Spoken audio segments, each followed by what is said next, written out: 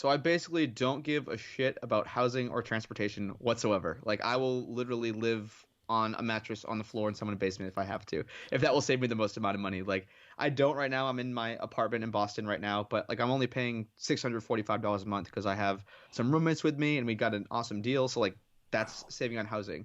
Transportation, I didn't buy the car I have now, but I inherited it because yeah, long story. I inherited this car. I didn't pay for it. Food is one I definitely save a lot on. I try to minimize my grocery bill as much as possible. And then I guess for splurging, I definitely go out like for entertainment type stuff. Like I go to the bars with my friends. I'm 24 years old. Like a lot of them, we're still going out to the bars, two or sometimes three nights a week. And sometimes we go out to restaurants and it's just fun. That's probably where I splurge and especially on experiences too. Although I am a huge fan of travel rewards, so oftentimes get flights and accommodation and stuff for free. But yeah, I think those big three, it's like I think housing, transportation, and food makes up like 70% of the average American's monthly expenditures. And like, so if you can minimize those big three, like you have a lot more leeway to spend in those ones that might be fun. And actually, I have to give a shout out to my co-host Justin on the podcast. Something he says, and it's like a phrase that I've loved and come to adopt is he'll ask someone who's asking about this whole thing, like, all right, hey, what did you eat last Tuesday for lunch? And they'll be like, I don't know. Like, I have no idea. And he's like, okay. He's like, what's the last like fun concert or experience or event or something you went to? And their eyes light up. They're super pumped. They're telling you all about it. And he goes, that. He goes, that's what you should be spending money on. Why should you spend a ton of money on the things that you're going to forget a week later?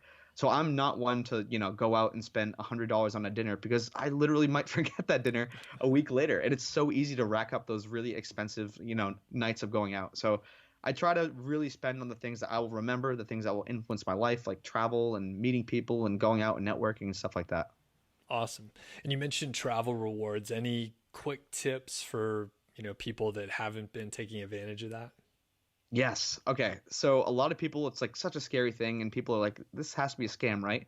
Myself included, before I kind of got into this whole movement, I was like, there's no way you can just like hit a minimum spend on a credit card and then you get all these points and you can just like go to Europe for free, basically, but it works.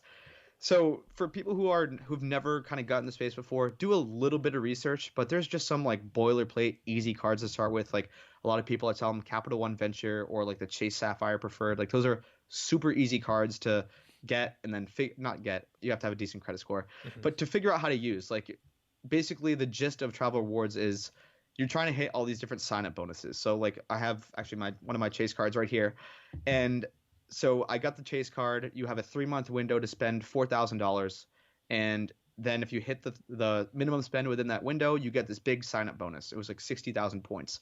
60,000 points, like through the Chase portal, for example, with this specific card, that's a round trip to Europe. Like that's a round trip to Europe on United or British or like a lot of these partner airways that you can cash in your points. And that stuff, it's just like easy. Like I'm not changing my spending. I'm not spending extra money on stuff I wouldn't typically purchase. I'm just getting the card, paying it off every month. That's a big thing. Do not carry a balance on these credit cards.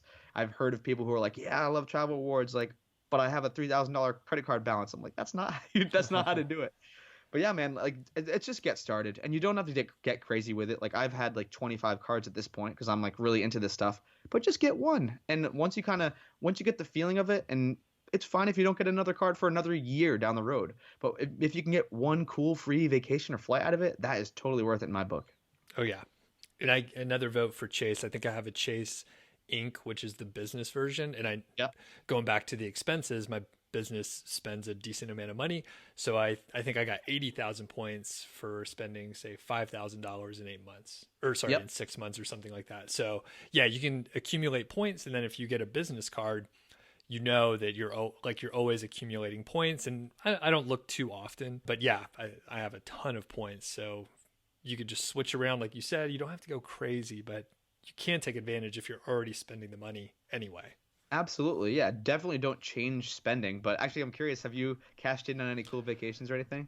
Not recently, but a couple years ago we did. I think we got, like, it was a cross country trip. I used to live in Atlanta, so we flew to SF and got like first class tickets and did like a coastal road trip up to like Portland and Seattle. So that was awesome, and we took advantage of a lot of the points that we had accumulated, as well as the first class seats. My wife doesn't love to Oh, fly, sweet. so That's having the awesome. extra room and endless drinks always helps. It does help. Yeah. So